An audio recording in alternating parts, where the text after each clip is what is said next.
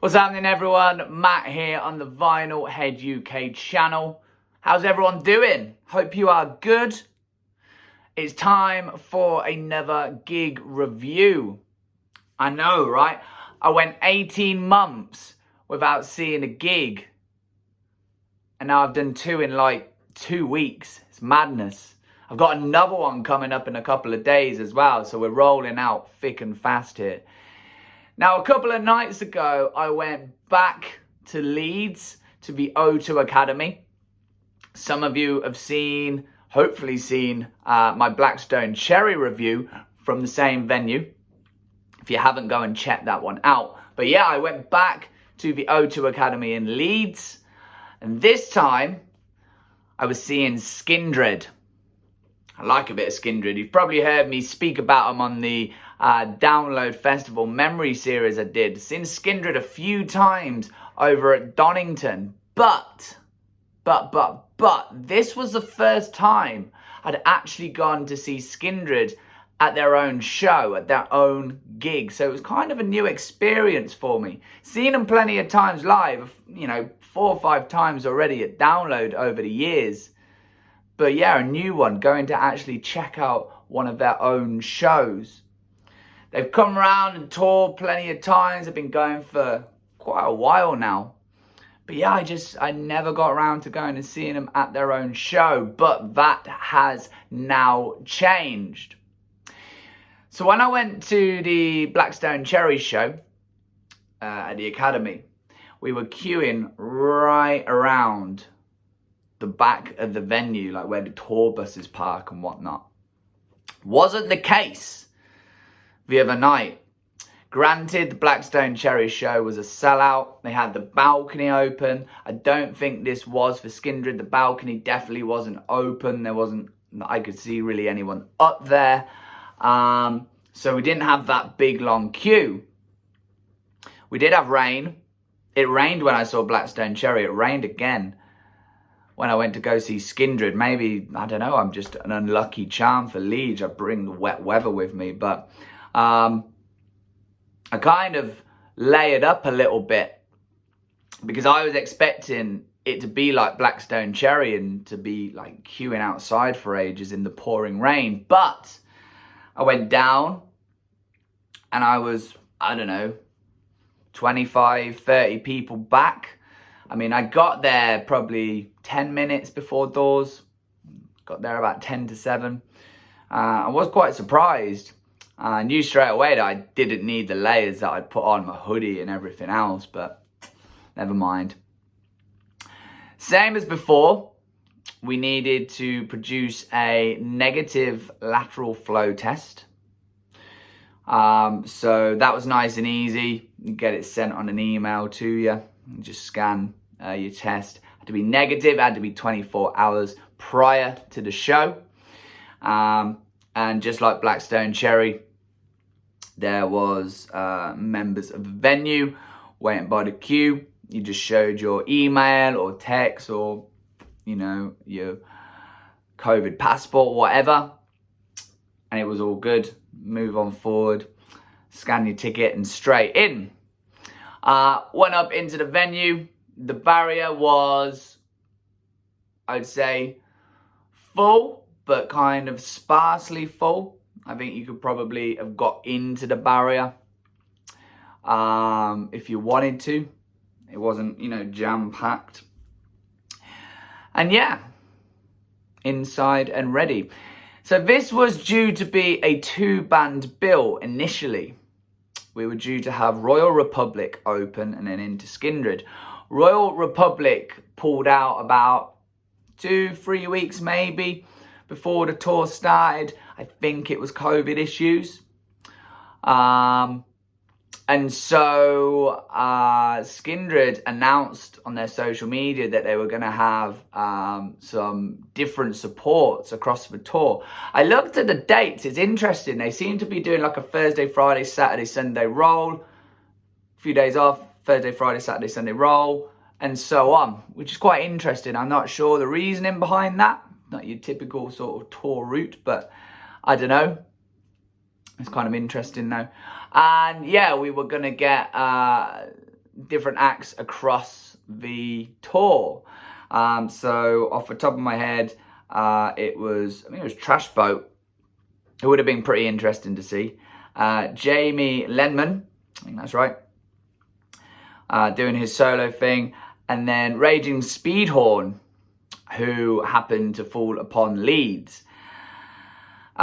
We also got Deaf Blooms thrown in, who I did have to go and check out a little bit before. I knew of Raging Speedhorn, band I've listened to a little bit in the past. But yeah, Deaf Blooms I hadn't heard of. It's a name that kind of escaped me. So I went and had a little look at those guys, kind of gauge what we were going to be hearing.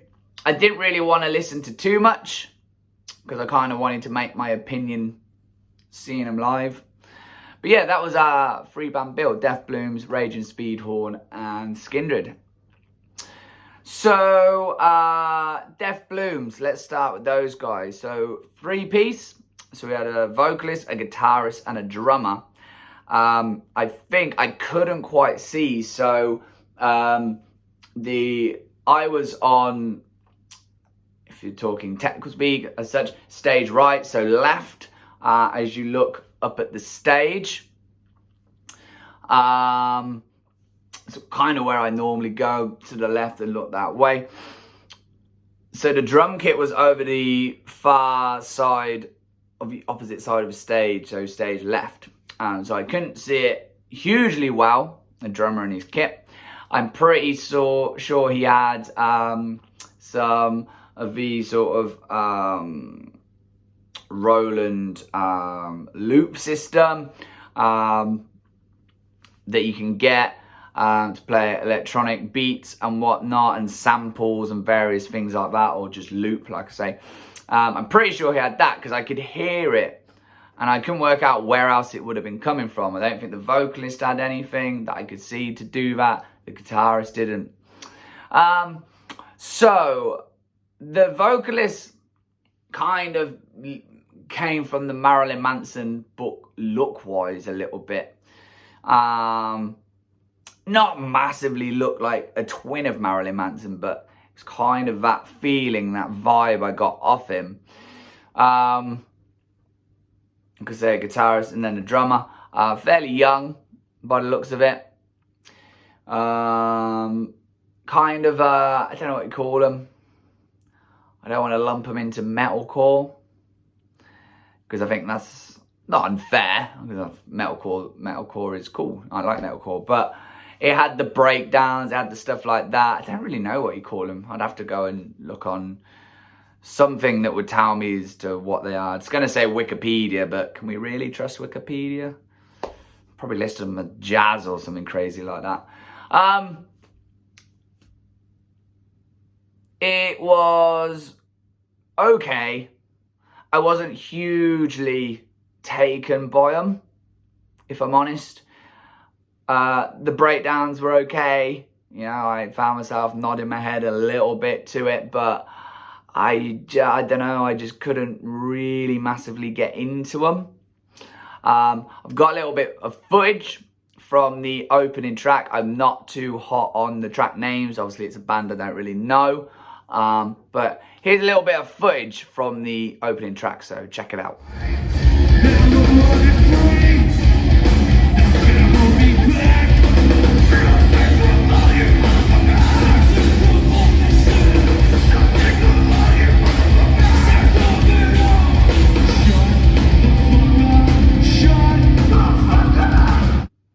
So there's a bit of the opening track. So the crowd actually kind of got into these guys. There was a little bit of a pit breaking out just back. Not hugely, you know, like 5 or 6 guys, mainly just like having a laugh and enjoying themselves, more than a serious pit.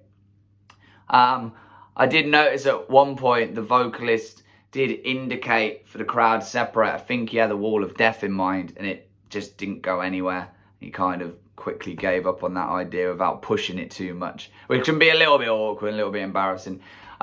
He kept kind of in between tracks, like waving, going hello, hello, like the Queen or something. But yeah, I mean, people kind of dug it a bit. Some people kind of weren't that fussed. I think Skindred's an interesting crowd anyway. I'll come on to that a little bit more later. But yeah, I guess some people were kind of getting into it. And I guess as well, this may have been the first gig back for a lot of people. I just don't know. You know, I spoke about, for me, my first gig back was Blackstone Cherry. So this may have well have been the first gig back for a lot of other people. Who knows? But just a chance to get live music again. Following on from Deaf Blooms, we had Raging Speedhorn. Kind of a band that's been around on and off for a while now. A band that I have listened to a bit. Not hugely, but definitely know of them and know some of their stuff.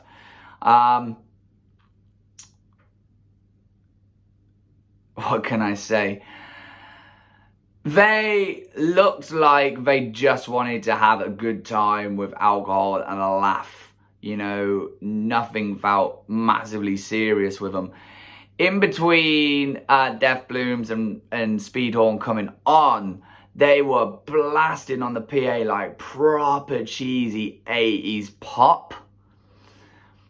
I don't know if that was something that Raging Speedhorn wanted or who wanted it, but it was stuff like Girls Want to Have Fun and stuff in that vein. Nothing like I've really heard at a metal rock show before. But yeah, just blasting out really cheesy 80s pop. And the guys from Speedhorn were coming on, setting their gear up, whatnot. And they were just like singing along, like dancing on stage. It was not serious. I'm pretty sure they'd been drinking quite a bit already. And they just wanted to have a laugh. They came on, they're a 6-piece. They have had a lot of lineup changes over the years. I believe the only original members are, because there's 2 vocalists, I guess the main vocalist and the drummer, who had this lovely Ludwig kit, sat down center stage, huge kick drum, these huge, I didn't see the brand on them, but huge ride and crash cymbals, huge sound coming off them, lovely Ludwig kit. He sat really low behind it as well, especially with that big kick drum. He looked like a tiny little person behind there. But man, they were heavy, so loud. I think the Academy is a loud venue anyway. Leeds Academy is one of the louder venues that I've been to over the years. But man, Speedhorn was so loud, honestly. I think they lost a bit of the crowd because it was very heavy and very in your face. The secondary vocalist, really tall guy, he kept coming down into the crowd. Lot of interaction. But yeah, I mean, they were just so frenetic, 100 miles an hour. But like, you can tell that, you know, the drink had probably been apparent already. The secondary vocalist was swigging Jaeger. And yeah, I just think they wanted to have a laugh and probably not take it too seriously. But it was good. Again, I've got a little bit of footage from Raging Speedhorn, so check this out.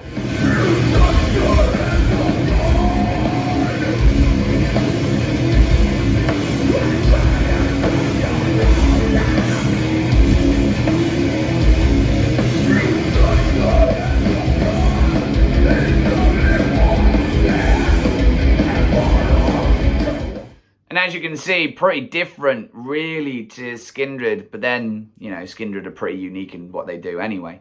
But yeah, I think it lost a few people just because of how in your face and heavy it was. As I say, the secondary vocalist kept coming down.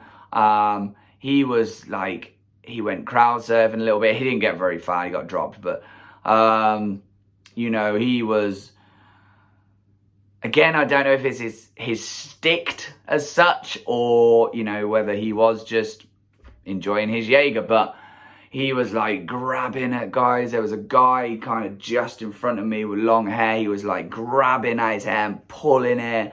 screaming in his face. He came down on the last track, so they did, I think it was Brutality, which is off the latest album.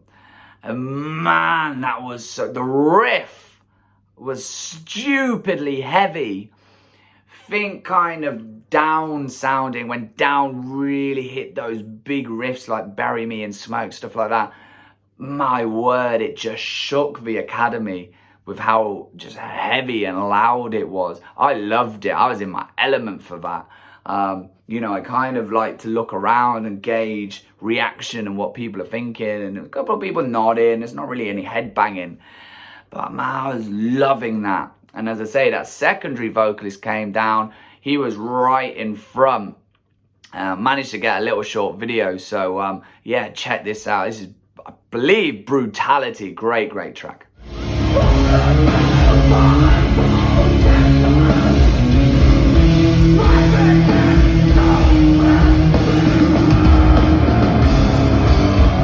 And then just like that, Speedhorn were done. I mean, they played probably a good, I don't know, 8-9 tracks. It felt quite a long set. And yeah, it was an interesting set. I enjoyed it. I definitely do get the feeling that they just wanted to have fun and probably not take it very seriously. The secondary vocalist kept getting the crowd to try and shout "Kill the Power." I don't know if he was kind of taking the piss or what. They had the Yorkshire chant as well going. So, you know, it was fun. I gotta say, it was fun. I enjoyed it. Some of those riffs, man, were so heavy. And that led us on to Skindred. They didn't come on till 9:45, which was quite late, and left them with the max of an hour quarter for a set. Considering I'd seen Blackstone Cherry do, you know, 1 hour 45, I knew we weren't really going to get anything like that with Skindred, 11 p.m. curfew. But yeah, they came on about 9:45. We had a bit of Queen on the PA, then Thunderstruck, which I think they normally do anyway. And then we had the Imperial Death March, which is kind of what you'll usually see Skindred come onto. And then there they were. Benji, of course, I've spoke about Benji in the past on the download videos. He is such a great frontman. He came out as elaborate with his dress as normal, with his red suit and the top hat and the feathers. Typical Benji. He's never going to be, you know, understated. You're never going to miss him. He is very much the front man. And off we went straight into Stand for Something. So again, a little bit of footage. This is Stand for Something. Check it out.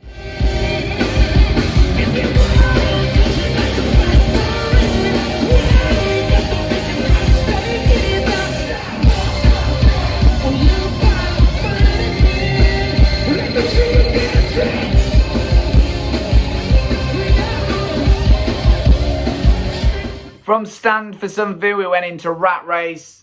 I have a set list by me. We had snippets of songs thrown in. We had some Wonderwall by Oasis. We had Jump Around. We had a little bit of Back in Black by AC/DC as well. Duality, Slipknot. So yeah, we had the usual sort of stuff thrown in, a little bit of dubstep mixes in there. The crowd, as I say, so it's a mixed crowd for Skindred. I think there's some metal guys, there's some dubstep guys, there's probably some reggae guys in there. You know, it's kind of an eclectic mix of fans. I didn't really know what to expect, having only seen them at Donington before. So I was kind of interested to gauge what a Skindred crowd would be like. So definitely a younger demographic than, say, Blackstone Cherry. But it was definitely an interesting mix. A lot of kind of new metal shirts from back in the day. So a lot of Korn shirts, a lot of Disturbed shirts, stuff like that, which was kind of interesting to pick up on. And obviously a load of Skindred shirts. But yeah, Benji leading everything. Great banter with the crowd. We had Ninja Kill the Power. That's My Jam, which I love that track. That's such a great track. That's My Jam. He was getting the crowd divided, so doing the whoop one side and then the That's My Jam the other side. And then he was like, what we're going to play? And everyone's like, that's my jam. He's like, no. And the crowd lapped it up and then they went into it. It was a lot of fun, you know, typical Benji leading, orchestrating the crowd as he can only do, it feels. We got something I didn't really expect. We got Saying It Now, but an acoustic with Mikey and Benji. So Mikey playing acoustic and Benji singing, which was kind of different. It's not really something I've ever seen them do, or not that I can remember anyway. But it was kind of nice. I struggled a little bit. I don't know if it's because of how loud Rage and Speedhorn were, but I struggled a little bit to pick up what Benji was saying. I don't know if that was PA or just because literally Rage and Speedhorn had like blown everyone's eardrums out. But I was struggling a little bit to pick up on what Benji was saying when he was talking to the crowd, which is a shame because I like his wit and I like the fun that he has and kind of that banter that he has with the crowd. He told this, the bit I did pick up on, he was telling this story about how he was in the bath and his neighbour came around with these lyrics or whatnot, spitting them out to him, and they made a track out of it. But yeah, I did enjoy it. The crowd were up for it. It was a pretty wild crowd, a lot of crowd surfing, the pits going. It was an absolute sweatbox. I regretted hugely the layers I'd put on. It was hot as sin in there. But yeah, I mean, I spoke on Blackstone Cherry how I kind of wanted the crowd to be a little bit more up for it, especially as it's my first gig back and probably first gig back for a lot of people. Definitely got that with Skindred. The crowd was on point. Really great. Pat yourselves on the back, Leeds. I'm sure from what I've seen on social media, Facebook, from each stop of the tour, they've done Birmingham, London recently, that each crowd is really going off for these guys, and probably rightfully so. It's that type of music. We had Nobody, and then ending with Warning. Of course, we got the Newport helicopter. I was glad for that. It was a chance to take them layers off and swing them around like we do. And all in all, it was fun. That's the best word I can use to describe this gig. It was fun. It won't go down as the greatest gig I've ever seen. It definitely won't go down as the worst gig I've ever seen. But the best word I can use to describe this was fun. Big smiles from everyone. It's fun music, it's energetic music. It's great seeing Benji and all his wit and his fun that he brings and his elaborate attire that he wears on stage. And yeah, I had a good time. I really did. I've got another gig coming up. Again, I won't spoil it. I'll leave it. You may not know this artist. I hope some of you do, because it's an artist that I really, really like. It's very different. It won't be anything like Blackstone Cherry. It won't be anything like Skindred. It probably won't be quite like some of the stuff I've seen in the past, but I'm looking forward to sharing that with you. And that will also be in at Leeds. Not the Academy. It's a different venue. It's one I haven't been to before, but I'm looking forward to it. I'll share that with you later in the week. Thanks once again for checking this video out. Go and subscribe. Go and check some of the other videos out. I'd be really happy if you guys did that. Let's build the channel as always. Don't forget, smash that like button, hit the bell for all notifications. And I'm going to leave you guys with a little bit of Skindred once again. A little bit of Warning, which I love that track. I love the riff. I think everyone loved it. But here we go. Thanks for watching. Skindred, Warning. I'll catch you guys later. Warning, warning.